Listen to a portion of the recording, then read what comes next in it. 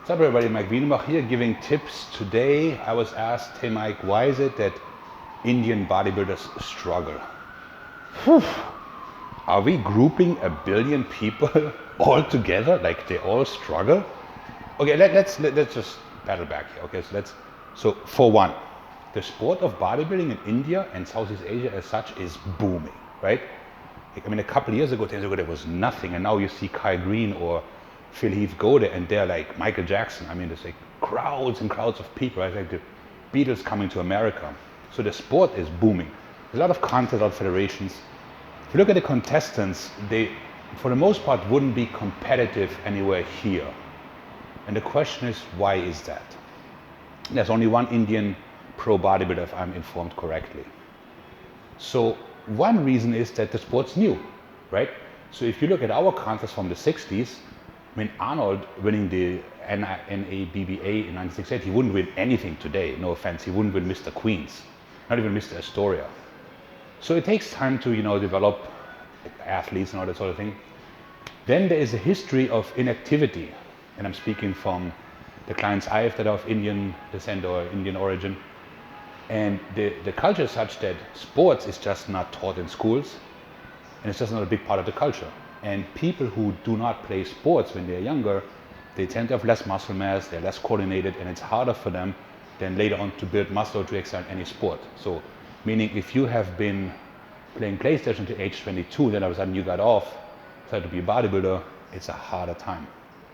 So then there's also this long genetic history of eating vegetarian diets and not being active. So as a counterexample, the mountain strongest man in the world from Iceland, his grandfather had 20-inch arms, a monster chest, without ever going to the gym, just from fishing, I don't know, wrestling mammoths, whatever they do up in Iceland.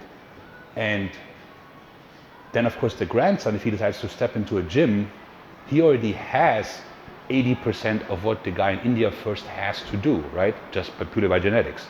So there's a very different starting point.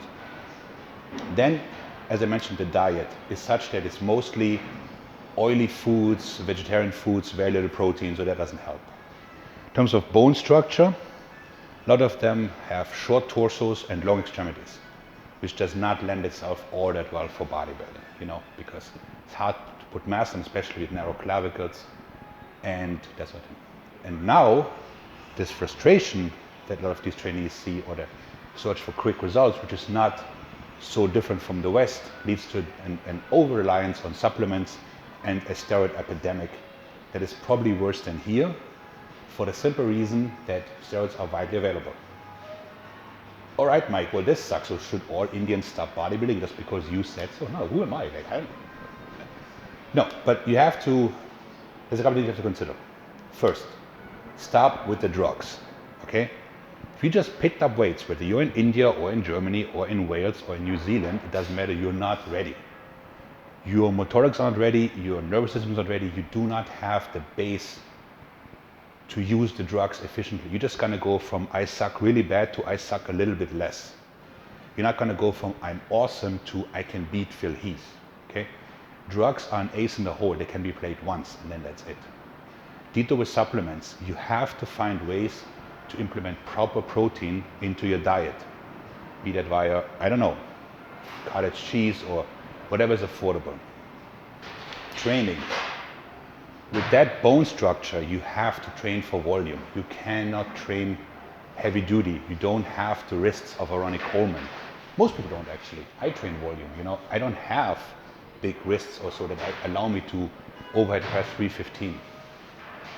You have high insertions, which means you need to max out whatever you have in terms of square footage of muscle. Meaning there needs to be, the strength curve needs to be covered, you need to concentrate with constant tension.